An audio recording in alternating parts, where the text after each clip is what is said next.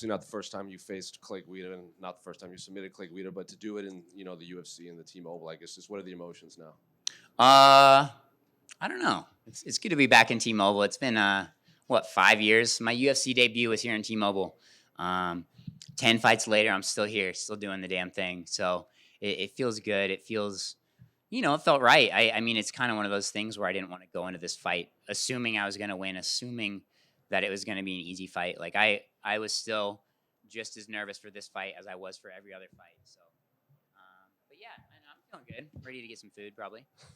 You said you didn't want to go into this fight thinking it would be easy or anything. Were people telling you? Did you hear that? Like, because obviously on the broadcast, they kept bringing up the facts that you were the biggest favorite on the card.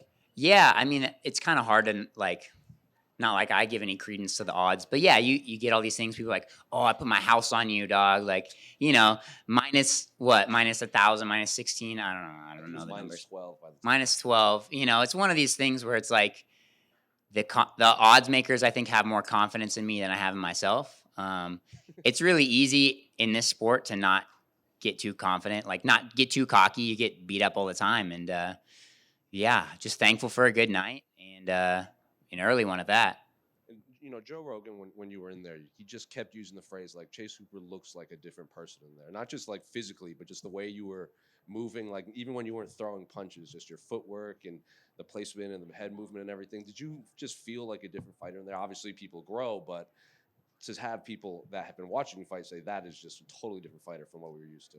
I mean, I think it's a lot of like just adjusting to this. Like, this is normal to me now, which is kind of crazy to think. Especially like 5 years ago, like the pressure that I felt then versus now, it's a lot different, and I feel a lot more comfortable. Like in the back, I'm not sure if you guys could see like the videos of me in the back. I was just hanging out. We were having a good time. Getting good, just flowing really well, and like feeling just so on point and calm. I think calm's the biggest thing.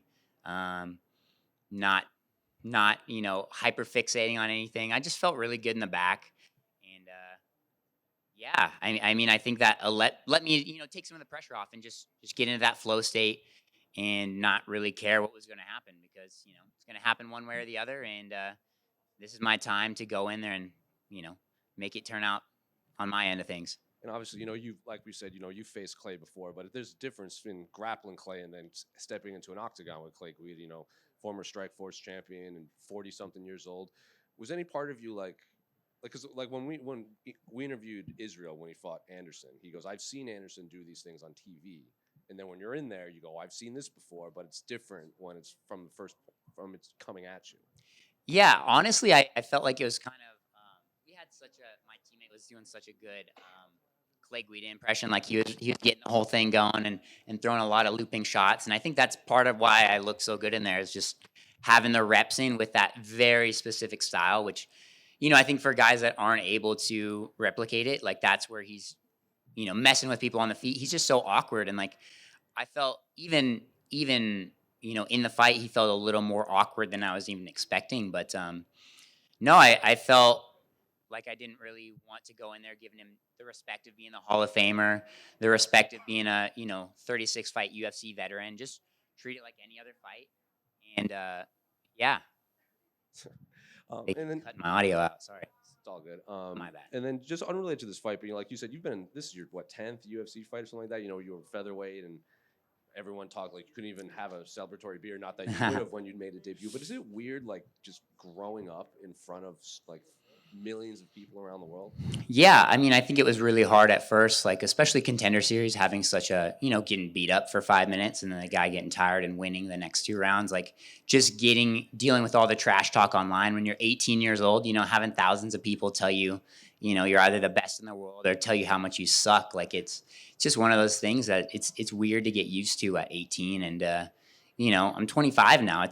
It's been 7 years since I was on the Contender Series, and I feel like a completely different fighter. And again, like this is normal to me, and it feels good. It feels really like I am where I need to be. Yeah, you can rent a car now, 25. Yeah, hey, we'll see. I got a kid now, it's dad strength coming in, and we're feeling good. And just last one for me, I guess, when do you want to return? Because obviously it seems like you're unscathed, but I don't know how you're feeling now.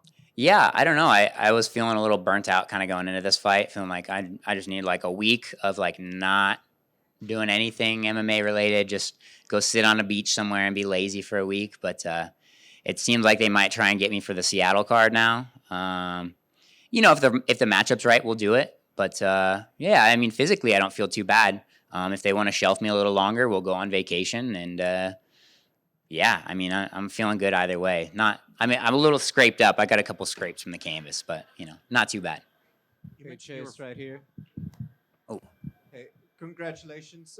To follow up on that a little bit, when you say the right matchup stylistically, if they offer you someone that would really bump you in the rankings and push you forward, what would be the kind of matchup you need so we could see you in Seattle? I don't know. Just like an intriguing matchup. Like the thing about this sport is that you want people to care about your fights. So I want to fight people that people want to watch fight. Like everybody was in there cheering for Clay Guida because they love Clay Guida. So being a part of that fight makes people want to watch it. I want matchups like that. I feel like that's kind of the biggest thing in the sport. It's still entertainment. So I want a exciting matchup. I want somebody that'll engage in the grappling. I want somebody that'll, engage in the stand up. And yeah, we'll see. And then to touch on it, just your development in the UFC over the years. That is a very young age to get started with, and obviously you have a lot of skills that can develop. Just in the gym, what are you the most proud of that you've been able to really just improve and master in your own game?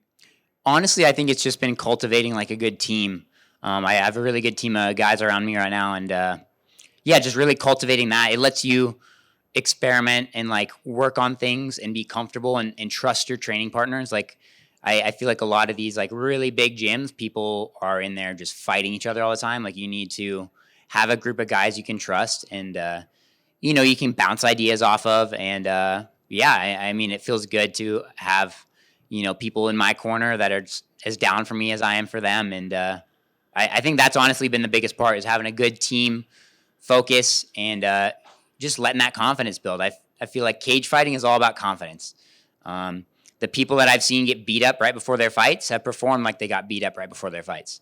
The people that are in there, doing like touch sparring and they look phenomenal are the ones that are doing phenomenal in their fights too. I feel like that's such a big part of it that people don't give credit to. Congratulations. Thanks. Hello, Chase, Belgian TV. Hi, congrats! What an armbar! What a fight! Chase, I'm here with Robin. We had the chance. We flew in from Belgium just for you. We had the chance to hang out with you. I know you're a bit superstitious. Does it mean we'll have to hang out with you every fight now until the end of your career? Guess so. Just let's get some of those flights. I want to go to Belgium, and you guys keep coming back here. But yeah, we'll meet in the middle a couple times. You definitely keep coming out. Do you think our chocolate helped? Oh, for sure. Yeah. My wife ended up eating a lot of it. All right. For me and Robin, you're a legend. You want to ask something? No. Okay. You're a real legend, and congrats. And last question: does your mother-in-law already know you won the fight? I would assume my wife texted her. Grandma Olivia is watching the baby right now while my wife is here at the fight. I think she's probably already back at the hotel. We're right across the street, so hopefully right. she knows. Okay. Chase. Thanks for that. We're really proud of you. Thank you. Chase, you just became a dad. What's your favorite thing about fatherhood and how has it changed your life? I think honestly, the first 2 months were hard, just the no sleep. But no, it's fun to have like purpose, I guess, like a reason why I'm doing this besides just for money or for myself. So, doing this to support my wife and my child, and yeah, it gives you new motivation. And yeah, I mean, it's a whole another level of caring about something that I didn't know before. Mike's going out. And one more from me. You're a dad who has a lot of jokes. Could you tell us a dad joke? Dang, put me on the spot right here. Oh no, technical difficulties. We'll come back on that one. Chase, one question, please. Do you always do the armbar with the triangle legs? So that was actually that specific technique. Mikey Musamichi, who UFC recently signed, beat me up in a jiu-jitsu way. He was, just thrashing me all last or a couple weeks ago in New York. I was there for the MSG card and got to train with him. And thankfully, he showed me that little sequence there. It was just, yeah, crossing the legs like that, little Kimura grip action. And honestly, once I got that Kimura grip and I got the leg over his head, it's done. Clay doesn't want his arm broken. I know he's going to tap. It's in. Thank you. Chase right here. So before you got the back take, you Mhm. had this weird like back control position, and you had his arm, and then you kind of went over to the back. Did Mikey Musumeci show you that one too, or is that something that you've just practiced on your own? No, I think a lot of it's just like weird. Like I've been doing jujitsu for long. Like my thing is I'm good at jujitsu. Mikey's world class at jujitsu. You know, no, I think he would have even better positions than what I did in there. No, it's just a position that felt right at the time. Clay's kind of a weird, scrambly dude, and I was just like, how am I gonna kind of drape myself and get my weight kind of on top of him in a weird way so he can't just explode up, which he did one or two at a time. And yeah, I was just trying to keep engaging in the grappling, and that was my way to do it. Sounds good. Thank you. Hey, Chase, right here. Hey, Chase, right in front of you. At what point do you think you'll be ready for a top 15 opponent? And are you happy to take things slow, kind of climbing that ladder, or are you in a rush? Do you feel like you're in a rush? I mean, as far as I know, they don't pay you more based on your rank next to your name. So, yeah, I'm okay with taking the slow route. I could care less about the number next to my name. It would be cool, but that's an ego thing. It's something for the resume. I'm here to win fights. I'm here to provide for my family. I'm here to I owe it to myself to see how far I can go. But no, I don't want to rush into things. I mean, obviously, I've had 10 fights in UFC, 4-0 at lightweight here. So I think maybe move into the outer side of the rankings. Some more veteran guys. Who knows? Some people just got bumped out of the rankings, but not quite a ranked opponent yet. I don't think. You said you want an intriguing matchup next. I saw a couple of people online after your win suggest Jim Miller. What would you think about that? I mean, I don't see why not. Jim's honestly, I felt kind of the same way about Clay. It's like he's an older guy for sure, but he's still doing the damn thing. Like he's still in here going against these young guys, and he's still doing well. Like Jim's still out. He's still subbing guys. Like, and that'd be a good fight. Like if it wasn't on such a stacked card like this, I felt like me and Clay could have main card on a lot of events. But yeah, I mean, I think that'd be a fun one. Why not? Thank you.